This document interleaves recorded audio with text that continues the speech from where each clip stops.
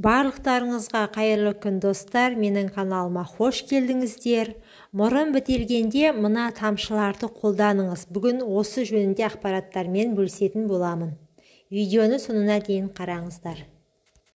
Мұрынның бітелуі тұмау ауруының алғашқы белгілерінің бірі. Егер дер кезінде ем қабылдамасаңыз, асқынып мұрынның шырышты қабығының суықтауына әкеледі. Мұрын көбінесе ұйқыға жатқан кезде бітеліп, мазамызды алады. Мұрынның бітелуін химиялық дәрінің көмегінсіз ақ тез күнде емдеуге болады. Ол үшін біз ұсынған мына әдістің біреуін жатар алдында қолданыңыз. Нәтижесін бір реттен соң-ақ байқайсыз. Тұнбаны дайындау үшін 1 стакан салқын суға 1 ас қасық үгілген түймедақ, яғни ромашка гүлін салып отқа қоясыз. Қайнауға дейін жеткен кезде отты өшіру керек. Салқындаған кезде тұнбаны сүзіп алыңыз. Дайын болған емдік тұнбаны мұрныңызға 2 тамшыдан тамызасыз. Ескеріңіз, тұнбаны қолданатын кезде жылы болуын қадағалаңыз. Ұнтақталған 1 ас қасық жол желкенді 1 стакан қайнаған суға саласыз.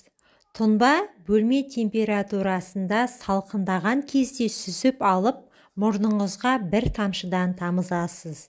Емді күніне 3-4 рет қайталауға болады. Алоэ жапырағын езіп, сөлін аласыз. Дайын болған сөлді 5 тамшыдан күніне 3-4 рет тамызыңыз. 3 жастан 16 жасқа дейінгі балаларға 3-4 тамшыдан, ал 3 жасқа дейінгі балаларға 2-3 тамшыдан тамызыңыз. Мұрынның бітелгенін тез емдейді. Құрамында бояғыш заты мен иістендіргіш қоспасы жоқ теңіз тұзын таңдап алыңыз. Оның 1 шай қасығын 1 стакан жылы суға саласыз. Тұз ергенше мұқият араластыру керек. Дайын болған тұзды суды кез келген жастағы адамдарға қолдануға болады.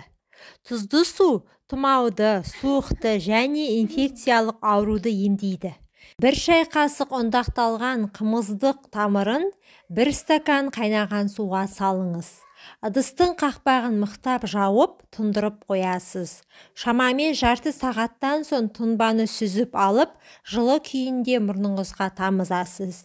Емді күніне 2-3 рет қолдану керек. Қызылша мен пияз шырынын бірдей көлемде араластырасыз.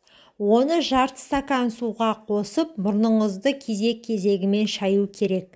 Тіпті бұл қоспамен тамағыңызды, ауыз қуысын шайсаңыз да керемет ем болады.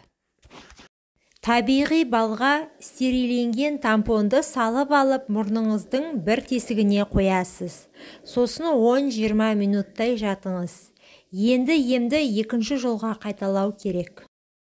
Тыныс жолдарын инфекциядан тазалайтын керемет емдік тәсілдің бірі шырғанақ майы. Ол үшін майды 2-3 тамшыдан мұрныңызға тамызсаңыз болғаны. Егер май мен сәбіз шырынын бірдей көлемде араластырып қолдансаңыз тіпті керемет болмақ. Назарларыңызға рахмет. Менің каналыма тіркеліп, видеоға лайк басуды ұмытпаңыздар, пайдаларыңызға жарасын.